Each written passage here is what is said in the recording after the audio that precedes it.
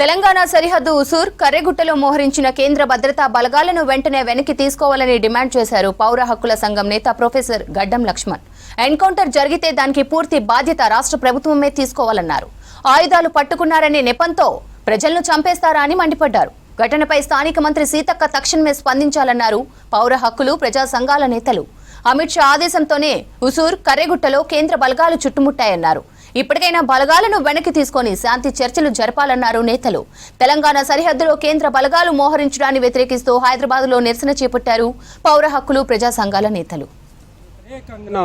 న్యాయ విచారణ జరిపించాలని భారత మానవ హక్కుల సంఘం, ఇక్కడ ఉన్న రాష్ట్ర మానవ హక్కుల సంఘం సుమోటోగా తీసుకొని అక్కడ విజిట్ చేసి ఎంత మారణ హోమం జరుగుతుంది, మానవ హక్కుల ఉల్లంఘన జరుగుతుంది అనే దాని మీద హక్కుల సంఘాలు కమిషన్లు అధ్యయనం చేసి రిపోర్ట్ సబ్మిట్ చేయాల్సిందిగా ప్రజలకు పారదర్శకంగా తెలియజేయాల్సిన బాధ్యత ఉంటుంది అని ఈ సందర్భంగా పౌర హక్కుల సంఘం డిమాండ్ చేస్తూ ఉంది. విషాహారం పెట్టి ఇప్పటికే 3 ఎన్కౌంటర్లలో 14 మంది ప్రాణాలు బలిగొన్న వైనం మన కళ్ళెదుట నుంచి వెళ్ళిపోకముందే ఇవాళ తెలంగాణ ప్రభుత్వం తప్పనిసరిగా కేంద్ర ప్రభుత్వం 2026 మార్చి 31 నాటికి వల్ల మావోయిస్టు రహిత భారతదేశాన్ని నిర్మిస్తానని ఏం చేస్తుంది?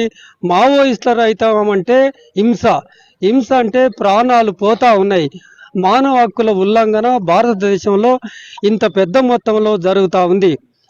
ఒక మనిషి ఇంకొక మనిషిని చంపటానికి అది ప్రభుత్వం కానీ, ప్రభుత్వ అధినేతలు కానీ, హోంశాఖ కానీ, భారత ప్రధాని కానీ లేదా రాష్ట్రపతి కానీ ఒక వ్యక్తిని చంపవచ్చా?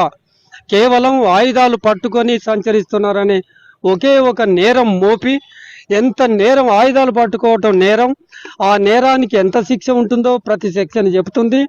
ఆ సెక్షన్లలో చూపబడిన నేరానికి తగిన శిక్ష వేయాలి కానీ క్యాపిటల్ పనిష్మెంట్ ఏకంగా చంపేయండి అని బహిరంగంగా ఆదేశాలు జారీ చేయటం అనేది అప్రజాస్వామికం, అన్యాయం, దుర్మార్గం, క్రూరత్వం.